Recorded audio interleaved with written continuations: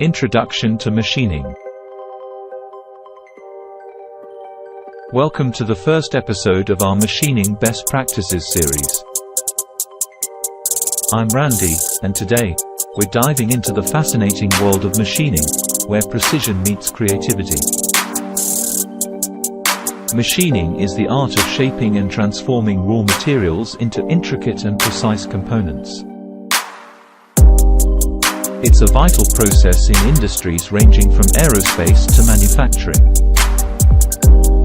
There are several machining processes, each with its unique characteristics. Turning, milling, drilling, they all play a crucial role in creating parts with accuracy and finesse. But before we delve deeper, let's talk about the heart of machining, cutting tools. Selecting the right tool for the job is essential. High-speed steel, carbide, ceramic. These are just a few of the materials used in cutting tools. Choosing the correct tool and understanding its geometry is key to achieving optimal results. Once you've got your tools ready, it's time to securely hold the workpiece. Proper work holding ensures stability during machining. Vices, clamps, and fixtures are some of the methods we use to keep the workpiece in place. The goal is to minimize vibrations and achieve precision. Now, let's talk about speeds and feeds.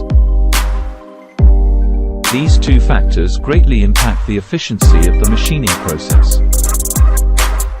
Finding the right balance between cutting speed and feed rate is essential. It affects tool life, surface finish, and overall machining time. To keep your cutting tools in top shape, proper maintenance is a must.